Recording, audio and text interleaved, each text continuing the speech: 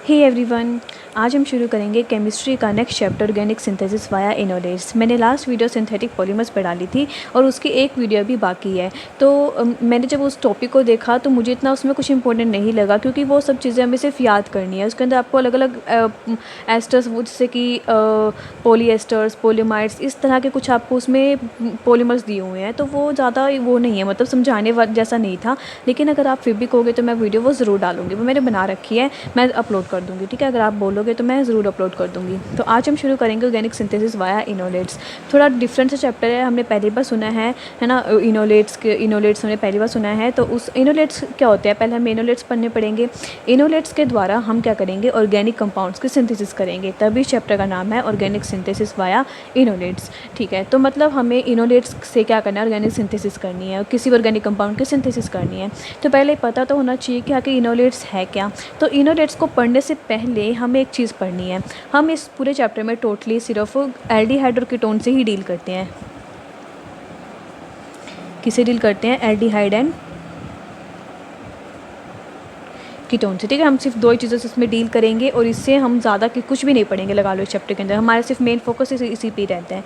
तो aldehyde ketone दोनों में एक चीज़ होती है, क्या? कार्बोनिल ग्रुप होता है। अब यहाँ पे क्या होता है, हमें इनोलेट्स को पढ़ने से पहले हमें यहाँ पे एसिडिक हाइड्रोजन और एसिडिक कार्बन के बारे में पता होना चाहिए, जो कि उस हमें हम सबको पता भी होता है। ये क्या है हमारा CO ग्रुप, मतलब कार्बोनिल ग्रुप। कार्बोनिल ग्रुप के साइड्स में जो भी कार्बन प्रेजेंट होगा उसे हम बोलेंगे it's a alpha carbon, and ये एसिडिक नेचर का होता है। ठीक है, एंड उसी तरह जो इस कार्बन्स पे, इस पे या फिर इस पे जो भी हाइड्रोजन प्रेजेंट होगा उसे हम बोलेंगे that is the alpha hydrogen which is also acidic in nature. ठीक है, बस ये चीज़ें हमें याद रखनी है। अगर हमें ये चीज़ समझ में आ गई ना एक बार कि जो कार्बोनिल ग्रुप है उसके साइड्स में जो भी कार्बन होंगे और उस पर जो हाइड्रोजन्स होंगे वो हमेशा एसिडिक नेचर के होंगे, इसका मतलब वो अगर बेस के आने पे वो हमेशा रिमूव होने वाले हैं और उसी से ही आगे पूरी की पूरी प्रोसेस फर्दर कंटिन्यू होती है। ये पता होना चाहिए इनोलेट्स पढ़ने से पहले। ठीक है, फिर हम करते हैं कि इनोलेट्स आखिर बनते कैसे हैं। That is the formation of enolates को पढ़ने से पहले हमें जो है, मैंने अभी कहा कि हमें एसिडिक के बारे में पता होना चाहिए, हाइड्रोजन की एसिडिटी के बारे में पता होना चाहिए। तो मतलब हमारा जो मेन फोकस पूरा जो फॉर्मेशन ऑफ इनोलेट्स में रहता है वो रहता है एसिडिटी ऑफ हाइड्रोजन। अच्छा, एक नॉर्मल कार्बन हाइड्रोजन बॉन्ड लेते हैं। नॉर्मल कार्बन हाइड्रोजन बॉन्ड में क्या होता है, जो ये होता है हमेशा नॉन पोलर बॉन्ड होता है। क्या होता है, हमेशा नॉन पोलर होता है, हमें सबको पता है ये नॉन पोलर होता है।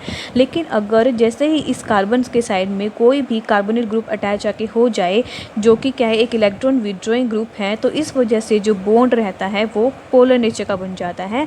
और अगर वो पोलर नेचर का बॉन्ड हो गया, कौन सा? CH bond. तो मतलब अगर ये कार्बोनिल ग्रुप अगर इसके साइड्स में लग गया तो इसका मतलब जो हमारा कंपाउंड है वो मतलब जो ये वाला CH बॉन्ड है वो क्या हो जाएगा, पोलराइज हो जाएगा। पोलराइज हो गया, इसका मतलब पोलर नेचर आ चुका है। तो मतलब जो यहाँ पे हाइड्रोजन है वो एज अ प्रोटॉन जल्दी रिमूव होगा, है ना। और क्या बनेगा, एनायन बन जाएगा। अब ऑब्वियस बात है, जब हाइड्रोजन निकलेगा तो यहाँ पे एनायन ही बनेगा ना। और जो वो एनायन है वो स्टेबल हो जाएगा बाय रेजोनेंस। कैसे? जैसे कि मान लो मैं एक छोटा सा एग्जांपल लेके चलती हूँ कि मेरे पास क्या, ये कार्बोनिल ग्रुप है, इसके साइड में कोई कार्बन लगा है, उसके ऊपर क्या, एक हाइड्रोजन है। ठीक है, बाकी सारा एसिडिस सिंपल ले लिया। फिर यहाँ पे क्या आया, कोई स्ट्रॉन्ग बेस डाल दिया मैंने। अब स्ट्रॉन्ग बेस है वो तो हाइड्रोजन को लेके जाएगा, तो रिएक्शन क्या बनेगी, C double बॉन्डो C negative charge, बाकी कंपाउंड एज इट इज़। ठीक है, अब यहाँ पे जो नेगेटिव चार्ज है और यहाँ पे C डबल बॉन्डो है, तो ऑब्वियस सी बात है यहाँ पे तो रेजोनेंस होने वाली है, बिल्कुल होने वाली है। तो यहाँ पे ये resonance O negative double bond C। ठीक है, ये हमारी रेजोनेंस होगी। तो हमारे पास दो स्ट्रक्चर्स आती हैं, एक ये वाली स्ट्रक्चर, एक ये वाली स्ट्रक्चर थ्रू रेजोनेंस। तो अगर मैं यहाँ पे एक बात नोट करूँ कि अगर मान लो मेरे पास कोई ऐसा कंपाउंड आ जाए जो कि हमें प्रोटॉन दे, प्रोटॉन डोनर हो, तो यहाँ पे मेरे पास दो पॉसिबिलिटी बनेगी कि या तो वो जो प्रोटॉन है यहाँ आएगा, फिर वो यहाँ आएगा। इसका मतलब मेरे पास दो स्ट्रक्चर्स बनेगी अगर मेरे पास प्रोटॉन डोनर आता है तो। ठीक है, अगर मान लो प्रोटॉन डोनर आया, मतलब हाइड्रोजन ही देगा। ठीक है, मान लो अगर इसके पास आया, इस पहले वाले के पास आया, तो मेरे पास क्या बनने वाला है इसका, बस देख लो, हाइड्रोजन जोड़ना है, हाइड्रोजन जोड़ दो। तो C डबल बॉन्ड, एक सेकेंड, हाँ एक इसमें करते हैं। ठीक है, H इधर लग गया मेरा H। ठीक है, या फिर अगर इसके पास प्रोटॉन आएगा तो वो किस तरह से बनेगा, O H double bond C, ठीक है, इसी तरह से बनेगा, है ना, सही है ना। तो अब दो फॉर्म आ चुकी है। अब हमें तो पता ही है कौन कौन सी फॉर्म है। इस फॉर्म को क्या बोलते हैं हम, इट्स अ कीटो फॉर्म, है ना, क्या बोलते हैं, कीटो फॉर्म। और इसे हम क्या बोलते हैं, इट्स अ इनोल फॉर्म, ठीक है। बस यही हमें पढ़ना है इस पूरे चैप्टर के अंदर, सिर्फ कीटो और इनोल के बारे में ही हमें यहाँ पे क्या करना है, स्टडी करना है, लगा लो, ठीक है। सिर्फ कीटो इनोल फॉर्म पता होनी चाहिए क्या क्या है और किस तरह से ये बनी है, बस सिंपल है ना। अगर हाइड्रोजन यहाँ जुड़ा तो ketone group as it is रह गया, तो इसे हम बोलते हैं कीटो फॉर्म, और दूसरे में क्या बन गई, इनोल फॉर्म। दो फॉर्म्स होती हैं, इन्हीं से आगे फर्दर कंटिन्यू स्टडी होती है, ठीक है। तो स्टार्ट करते हैं हम। एक बात और, जो हमारे पास दो ये अनाइंस बने हैं ना, दोनों अनाइंस, इन्हीं को ही हम बोलते हैं इनोलेट अनाइन, ठीक है। मतलब जो रेजोनेंस स्टेबलाइज्ड अनायन होगा वही हमारा क्या कहलाता है, इनोलेट कहलाता है, so called enolate ion. So guys, हम ना एक थोड़ी बहुत रिएक्शंस पढ़ लेते हैं जो आप सबकी बुक में गिवन होगी। जैसे कि सबसे पहले एक लिया उन्होंने एसीटोन, CH3CO CH3। यहाँ पे अगर हम इसे बेस से रिएक्ट कराते हैं, बेस कुछ भी ले सकते हैं हम, मान लो मैंने ले लिया NaOH, आप कुछ भी ले सकते हो, कोई फ़र्क नहीं पड़ेगा, बेस लेना है सिर्फ। तो जो रिएक्शन है वो किस तरह से होगी, अब हमने कहा था कि जो कार्बोनिल ग्रुप है, कार्बोनिल ग्रुप के साइड्स में जो भी कार्बन प्रेजेंट होंगे उस पर जो हाइड्रोजन होंगे, बेस उस हाइड्रोजन को लेके जाता है। तो इसके पास तो दो हैं, तो मतलब दोनों ही कहीं से भी लेके जा सकता है, दोनों सेम ही है ना, CH3 भी सीधे भी CH3 कहीं से भी लेके जा सकता है। तो मान लो मैंने लगा लिया कि वो यहाँ से लेके गया, ठीक है, बेस यहाँ से लेके गया।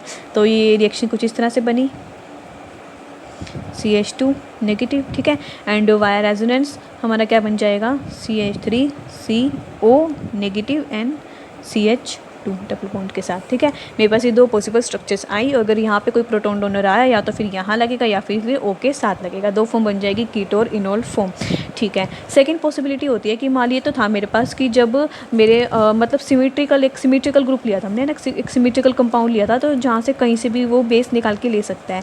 लेकिन अगर एसिमेट्रिकल कंपाउंड आ जाए, लाइक मैं बात करूँ कि CH3C डबल बॉन्ड OCH3 की, इस तरह की कुछ, तो अब यहाँ पे मैंने कहा था कि कार्बोनिल ग्रुप के साइड में जो भी कार्बन होगा उससे हाइड्रोजन लेके जाएगा।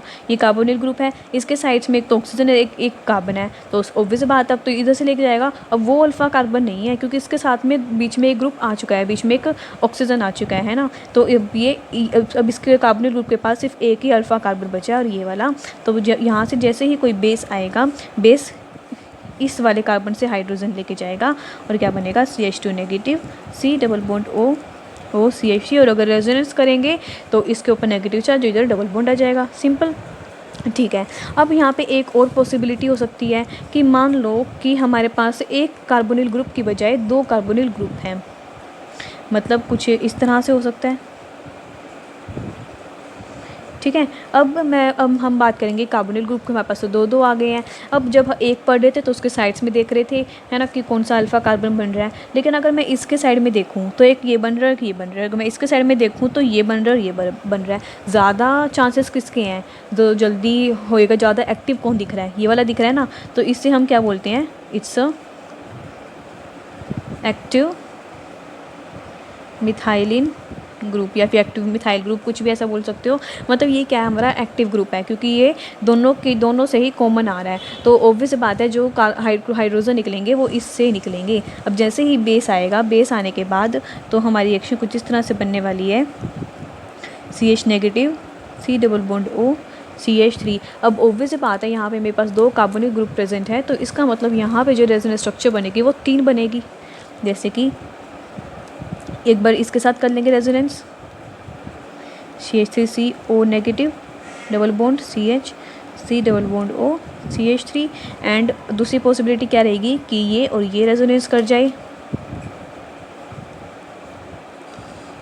CH double bond C double bond O, sorry ये नहीं आएगा, ठीक है ना, गलती से कर दिया। तो हमारे पास क्या बनेगी, इस तरह से टोटल 3 स्ट्रक्चर्स बनेगी, रेजोनेटिंग स्ट्रक्चर, अगर हमारे पास दो कार्बोनिल ग्रुप प्रेजेंट हैं तो, ठीक है। सो गाइस, नेक्स्ट टॉपिक है हमारा alkylation of di ethyl malonate. Di ethyl malonate को हम मेलेनिक एस्टर भी बोलते हैं, इसका कॉमन नेम है, ठीक है, और ये IUPAC name di ethyl malonate, and इसे मेलेनिक एस्टर भी बोलते हैं। तो या फिर इसका नाम, या फिर इसे हम बोल सकते हैं, हम यहाँ पे क्या करने वाले हैं, डाई इथाइल मैलोनेट या फिर को मेलेनिक एस्टर के हम यहाँ पे एल्काइलेशन करेंगे। एक्चुअली जो हमारा चैप्टर है वो यहाँ से स्टार्ट होता है क्योंकि यहाँ से हमारी रिएक्शंस आती हैं, ठीक है। वो तो एक जनरल नॉलेज के था कि हम बस हमें पता होना चाहिए कि बेस जो है कौन से कार्बन को लेके जाएगा और वहाँ पर क्या बनेगा, बनेगा, ठीक है, वो इस बेस पे, तब यहाँ से उसके आगे रिएक्शंस होएगी। तो अब हमारा फर्स्ट टॉपिक क्या है कि अब अभी हम यहाँ पे क्या करेंगे, जो डाईइथाइल मैलोनेट है या फिर मेलेनिक एस्टर है उसकी हम एल्काइलेशन करेंगे। और इसका दूसरा नाम भी रहता है मेलेनिक एस्टर सिंथेसिस। नाम से पढ़ने पे हमें ये लग रहा है कि हमें यहाँ पे मेलेनिक एस्टर की सिंथेसिस करनी है, फिर हम इसके एल्काइलेशन क्यों बोल रहे हैं। एक्चुअली क्या होता है, जो मेलेनिक एस्टर सिंथेसिस का मतलब है वो ये है कि हम मेलेनिक एस्टर की हेल्प से ऑर्गेनिक कंपाउंड्स के सिंथेसिस करेंगे, ठीक है ना। इसकी हेल्प से हम अलग अलग कंपाउंड्स के सिंथेसिस करने वाले हैं, इसलिए इसका नाम पड़ता है मेलेनिक एस्टर सिंथेसिस। ओके, कभी कभी हम कंफ्यूज हो जाते हैं कि बोल रहे हैं कि मेलेनिक एस्टर सिंथेसिस मतलब मेलेनिक एस्टर की सिंथेसिस हो रही है, फिर हम बोल रहे हैं उसकी एल्काइलेशन कैसे करें, है ना। तो फिर ये इससे कंफ्यूज नहीं होना। मेलेनिक एस्टर सिंथेसिस का मतलब क्या है, इसकी हेल्प से हम ऑर्गेनिक कंपाउंड्स की सिंथेसिस करेंगे। ओके, तो सबसे पहले पता होना चाहिए कि आखिर मेलेनिक एस्टर होता कैसा है, दिखता कैसा है। तो वैसे भी इसमें साफ पता चल रहा है कि डाई इथाइल मतलब उसमें 2 इथाइल ग्रुप हैं, साथ में मेलेनेट मतलब एस्टर वाले। तो ये कुछ इस तरह से बनता है। इथाइल बोला है ना, C2H5O COO 2 C double bond O and C2H5, ये होता है हमारा मेलेनिक एस्टर या फिर डाई इथाइल मेलोनेट। तो हम इसे डायरेक्ट भी लिख देते हैं CH2 COO C2H5 की ट्वाइस, ठीक है। इससे हम इस तरह से लिखते हैं हम आगे रिएक्शंस के लिए। ऑब्वियस बात, इतना बड़ा तो नहीं लिखेंगे ना, ठीक है। तो अब तक जैसे हम पढ़ते आए हैं कि हमने जो भी कंपाउंड्स लिए थे उस पर हमने बेस रिएक्ट कराया था, तो आगे कैसे कैसे फर्दर कंटिन्यूएशन हुई थी एक बेस में भी देख लेते हैं कि कैसे कैसे होएगी। मान लो इसी कंपाउंड में मैं अगर कोई बेस ऐड करा दूँ, ठीक है, बेस का हाइड्रोजन लेके जाएगा। अब वही दिक्कत, हाइड्रोजन कहाँ से लेके जाएगा, पहला कार्बोनिल ग्रुप ये, दूसरा कार्बोनिल ग्रुप ये, इसके लिए ये है, ये अल्फ़ा कार्बन है और इसके लिए भी ये अल्फ़ा कार्बन है, क्योंकि इसके साइड में इधर ऑक्सीजन, इसके इधर ऑक्सीजन, तो सिर्फ एक ही बचा। तो मतलब यहीं से बेस अपना हाइड्रोजन लेके जाने वाला है। तो क्या बनेगा, C2H5O C double bond O CH negative and C double bond O C2H5, ये बना। एंड वही फर्दर हम यहाँ पे क्या करेंगे, रेजोनेंस दिखाएंगे। रेजोनेंस में एक बार ये दोनों रेजोनेंस में आएंगे, एक बार ये दोनों रेजोनेंस में आएंगे। उसी तरह से पीछे किया था सेम, यहाँ पे 3 रेजोनेटिंग स्ट्रक्चर बन जाएगी, ठीक है। अब हम स्टार्ट करते हैं हमारा असली topic, that is the alkylation of diethyl malonate की। हम अब जो हमारा मेन टॉपिक है ना, डाई इथाइल मैनोनेट की एल्काइलेशन करना या फिर मेलेनिक एस्टर सिंथेसिस। चलो ठीक है, देखते हैं। तो पहला स्टेप क्या होता है, पहले हम क्या करते हैं, फर्स्ट स्टेप में जो हमारे पास मेलेनिक एस्टर दिया हुआ है, that is CH2 COO C2H5 की ट्वाइस। यहाँ पे क्या होता है, बेस ऐड कराया जाता है। बेस में हम लेते हैं सोडियम इथोक्साइड, वो बेस्ट रहता है इसलिए, that is C2H5O Na it's sodium ethoxide. Okay, तो सोडियम इथोक्साइड बेस है, बेस हाइड्रोजन लेके जाएगा। अब ये हमने ऊपर ही पढ़ लिया कि बेस हाइड्रोजन सिर्फ इसी से लेके जाएगा, कुछ और है ही नहीं इसके पास। तो मतलब इसमें ये कौन सा है, इसके अंदर तो ये वाला है CH2। तो यहाँ से बेस लेके जाने वाला है, यहाँ पे नेगेटिव चार्ज आएगा। कैसे बनेगी रिएक्शन देखते हैं, CH negative COO twice and बाहर Na पॉजिटिव, ठीक है, बाहर क्या आएगा Na पॉजिटिव। एंड देन इसके बाद नेक्स्ट स्टेप क्या रहता है, इसके बाद हमारा नेक्स्ट स्टेप रहता है जो मेरे पास सेकेंड वाला जो आया है कंपाउंड, कौन सा, CH नेगेटिव COO C2H5 की ट्वाइस Na पॉजिटिव। अब यहाँ पे इसकी हम रिएक्शन करते हैं एल्काइल हैलाइड के साथ, मतलब RH, जो भी हमें जिस भी तरह का हमें यहाँ पे ग्रुप ऐड कराना है वही हम यहाँ पे R से रिप्लेस कर सकते हैं, ठीक है। वो हम आगे समझ में आएगा हमें कि मैं किस तरह से बोल रही हूँ। तो यहाँ पे क्या होता है, RH जैसे ऐड कराते हैं तो NX रिमूव हो जाता है और ये R यहाँ लग जाता है। बिल्कुल ध्यान से समझना, इसी से आपका पूरा क्वेश्चन बेस्ड है, ठीक है। सारी रिएक्शन इसी से ही होएंगी आपकी, बस ख़त्म। तो यहाँ पे क्या हो गया, आर लग गया, बस स्टॉप, यही भी रिएक्शन स्टॉप कर दो। इसके बाद फर्दर कंटिन्यूएशन में हमारी आगे कई सारी रिएक्शंस आएंगी। यहाँ तक आपको समझ में आ जाना चाहिए कि पहले हमने क्या किया, इसको बेस से रिएक्ट कराया, बेस ने हाइड्रोजन लेके चला गया और CH नेगेटिव आ गया। देन इसके अल्काइल हैलाइड से रिएक्शन की जाती है, NaX रिमूव हो जाता है और ये R यहाँ पे अटैच हो जाता है। फर्दर कभी कभी क्या हो जाता है कि अभी मान लो इसके पास एक हाइड्रोजन और पड़ा है, मतलब अभी अल्फ़ा हाइड्रोजन एक और है, तो बेस एक बार और रिएक्ट कर सकता है, एक बार और रिएक्ट करेगा इसी तरह, बेस इसी तरह से C नेगेटिव आएगा, फिर हैलाइड ऐड करेंगे तो CR बन जाएगा, ठीक है। ये सेकंड स्टेप, ये अलग केस है। अगर अगर क्या हो कि बेस दोबारा से अल्फ़ा हाइड्रोजन लेके जाना चाहे तो, क्योंकि उसके पास एक और चांस है अल्फ़ा हाइड्रोजन को लेके जाने का। सो स्टार्ट करते हैं हमारी फर्स्ट रिएक्शन इस मेलानिक एस्टर सिंथेसिस की। सबसे पहले आता है हमारा फर्स्ट जो रिएक्शन आती है वो आती है हमारी synthesis of mono alkyl acetic acid. मतलब पहले क्या आती है हमारी synthesis of mono alkyl acetic acid. Acetic acid क्या होता है CH3COH, साथ में क्या है एक एल्काइल ग्रुप है। मतलब ठीक है, समझ में आ गया ना कि हमें क्या बनाना है, हमें ये बनाना है अब की बार। ठीक है, अब हमारी जो लास्ट स्टेप है हमें बस यहीं से फर्दर कंटिन्यूशन करना है। आप यहाँ से ऐसे नहीं दिखाओगे। अगर आपको क्वेश्चन आता है ना कि synthesis of mono alkyl acetic acid, तो आप शुरू से यहाँ से दिखाओगे। पहले ये स्टेप बेस ऐड कराएंगे, देन एल्काइल हैलाइड से ऐड कराएंगे जो बनेगा, फिर उसके बाद आगे उसके बाद अगला स्टेप आता है हमारे पास। हमें शुरू से करके दिखाना है। ठीक है, मैं आपको यहाँ यहीं से ऐसे बता रही हूँ सीधा, लेकिन हमें शुरू से करके दिखानी है सारी स्टेप। देन हमारे लास्ट क्या बना, हमारे पास ये बना था COOH5 की ट्वाइस। अब हमें क्या करना है, अब हम यहाँ पे NaOH से रिएक्शन करते हैं। किससे? NaOH से रिएक्शन की जाती है। दो मॉलिक्यूल लिए जाते हैं, जिससे क्या होता है हमारा, एक सेकेंड, अब सही है, जिससे क्या होता है हमारा जो C2H5 है, ये वाला जो ग्रुप है वो सारा का सारा रिप्लेस हो जाता है Na के साथ। CHrCOO Na की होल ट्वाइस। ठीक है, अब इसकी रिएक्शन की जाती है HCl के साथ। बस ना सिर्फ सिंपल है, पहले बेस कराओ, फिर एल्काइल हैलाइड ऐड कराओ, फिर NaOH, देन HCl, ख़त्म। अब देखो यहाँ पे जितने भी Na हैं वो सारे H से रिप्लेस हो जाएंगे, तो क्या बन जाएगा COOH बन जाएगा, लेकिन उसकी ट्वाइस बनी। अब इसको क्या किया जाता है, इसको जो है हीट किया जाता है। हीट करने से क्या होगा, CO2 रिमूव हो जाएगी। एक CO2 रिमूव होगी तो सिर्फ एक ही COH बचा ना, ऑब्वियस बात है। तो क्या बन जाएगा RCH2COOH बन गया। ठीक है, हमें क्या बनाना था, मोनो एल्काइल एसिटिक एसिड, ये बनाना था हमें। अब ये तो हमारे बन गया, ऑब्वियस बात है R की जगह CH3 आ जाएगा। जैसे मैंने आपको कहा था कि R की जगह हम कुछ भी ले सकते हैं। तो जैसे ये अगर आपसे क्वेश्चन आपके ये आता आपके पेपर में, ये बनाओ, तो आप क्या करोगे, पहले तो हम ये स्टेप करेंगे, देन बेस से रिएक्ट कराएंगे, देन एल्काइल हैलाइड से यहाँ पर हम क्या लेंगे CH3Cl। ठीक है, चेंज कर देंगे ना, हमें CH3Cl लेंगे, तो यहाँ पे R की जगह CH3, और देन आगे हमारी पूरी प्रोसेस कंटिन्यू हो जाएगी। ठीक है, सारी जगह CH3 कर देंगे, हर जगह इधर भी। ठीक है, CH3, तो ऐसी फर्दर कंटिन्यूशन पूरी प्रोसेस हो जाती है। सिर्फ हमें क्या याद देखना है, हमें ये देखना है कि जो हमें क्या बनाना है। उस बनाने में हमें जो COH ग्रुप है ना, COH के साथ वाला जो कार्बन है ना, उसको एक बॉक्स में ले लेना है। जो भी हमें बनाना है उसमें आपको COH ग्रुप तो पक्का ही पक्का दिखेगा। जो भी आपको इस चैप्टर से जो भी बनाने के लिए दिया जाएगा, लास्ट में COH ग्रुप तो होगा ही होगा, उसके साथ एक जो कार्बन मिलेगा उन दोनों को एक बॉक्स में कर दीजिए। साथ में जो आपको कार्बन उसके एक्स्ट्रा जो भी लगा हुआ है वो सारे आप इस R से रिप्लेस कर दीजिए। सिर्फ यहाँ से इसको रिप्लेस कर दो, बस बाकी सारी कंटिन्यू हो जाएगी, आपकी पूरी अच्छी रिएक्शन आएगी। और शायद आपको समझ में ना आ रहा हो, ये हम एक रिएक्शन और करते हैं तब आपको अच्छे समझ में आ जाएगा। जैसे कि अब हम एक करते हैं synthesis of di alkyl acetic acid. मतलब पहले तो एक एल्काइल ग्रुप था, अब हम दो एल्काइल ग्रुप ले रहे हैं। ठीक है, तो कुछ भी ले सकते हैं। मान लो मैंने ले लिया CH3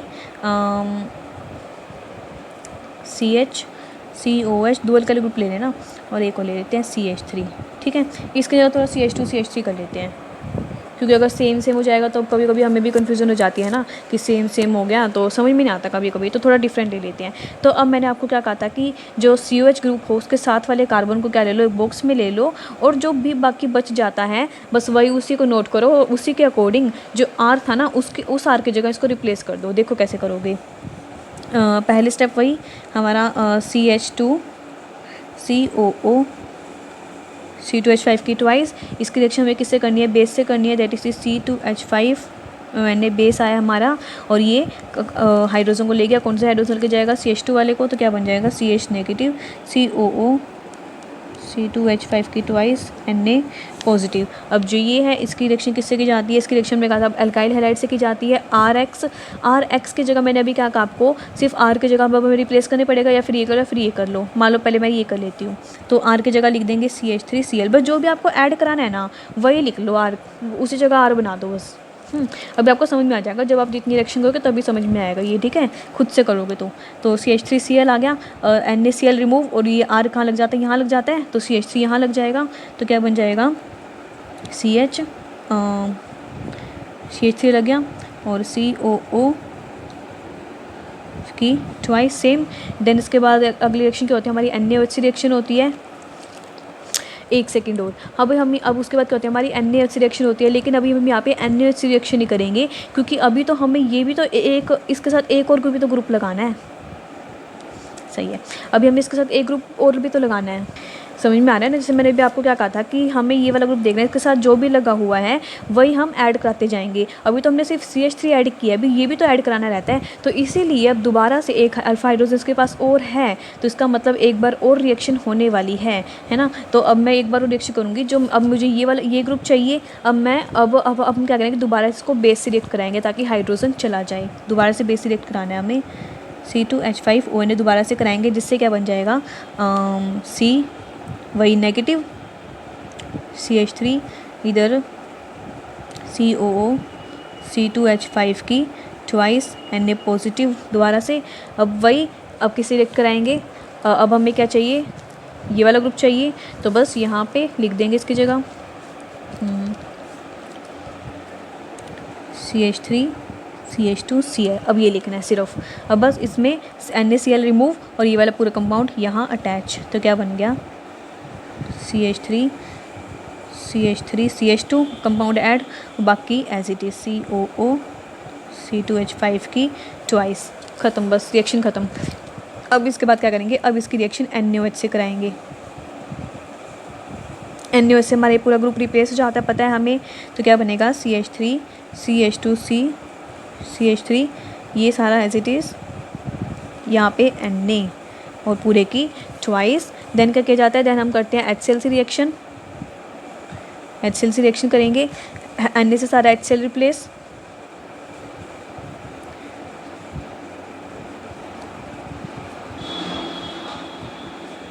whole twice, sorry H, Na तो आ गया था ना, H होल ट्वाइस। देन इसको क्या कर देंगे, हीट कर देंगे, हीट करने से एक COH ग्रुप तो हट जाएगा और एक ही बच जाएगा।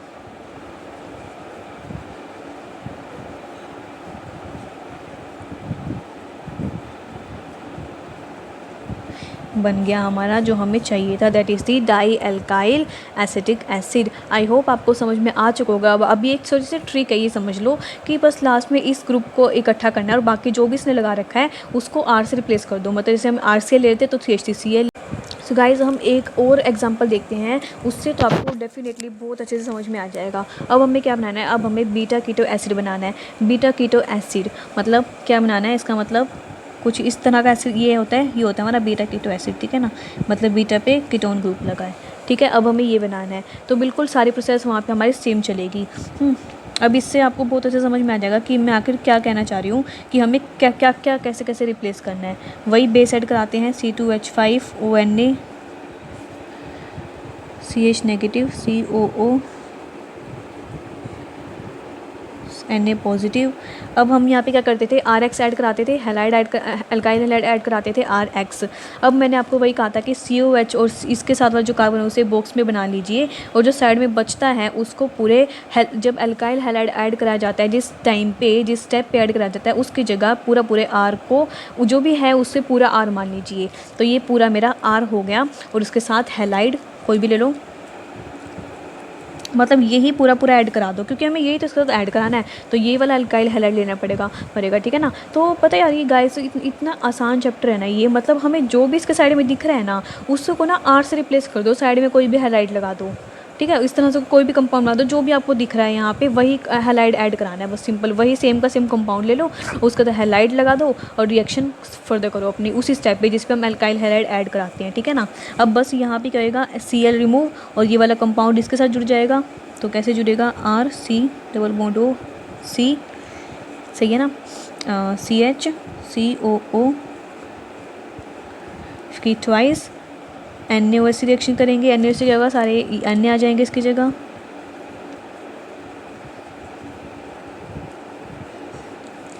देन HCl से रिएक्शन करेंगे, HCl से क्या होगा, सारे H से रिप्लेस, क्या करेंगे, इसको हीट करेंगे जिससे CO2 रिमूव और एक ही बचेगा RCOO CH2 COOH माइनस, साथ में CO2 निकल गया। ये हमें चाहिए था और वही हमने बना दिया। ठीक है ना। अब समझ में आ गया आपको कि जो भी CuHs के साथ वाले CH2 को बॉक्स में बना दिए, जो साइड में बचा हुआ है उसको अल्काइल हैलाइड में R की जगह लिख दीजिए पूरा का पूरा, सब कुछ आपका एज इट इज़ बन जाएगा। सब में सेम स्टेप फॉलो करने हैं, पहले बेस से ऐड कराएंगे, देन अल्काइल हैलाइड लेंगे, then NaOH HCl, then heat कर देंगे, then reaction complete. Okay so guys, मैंने अपनी तरफ से आपको बहुत अच्छे से समझाने की कोशिश की है, तो इसीलिए आज हमारी वीडियो 25 मिनट से भी ऊपर की बन चुकी है ना। तो प्लीज़ बहुत अच्छे से समझना, और अगर कुछ नहीं समझ में आया तो मुझसे ज़रूर पूछ लेना। ओके, तो हम नेक्स्ट वीडियो में करेंगे अल्काइलेशन ऑफ इथाइल एसिड। जैसे कि आपने क्या पढ़ा है, मैलेनिक एस्टर पढ़ा है, उसी तरह एक और कंपाउंड आता है, बस वो भी इसी तरह पढ़ना है, सब में सेम स्टेप फॉलो करने हैं, बस उसका फॉर्मूला थोड़ा अलग है। जैसे मैलेनिक एस्टर का फॉर्मूला क्या था, CH2CO C2H5 की ट्वाइस, उसमें वो फॉर्मूला चेंज हो जाता है बस, बाकी सारा स्टेप फर्दर सेम, बिल्कुल same, base, alkyl halide, NaOH HCl, heat, सिर्फ सब कुछ सेम है। ठीक है, तो हम नेक्स्ट वीडियो में मिलते हैं। Bye bye.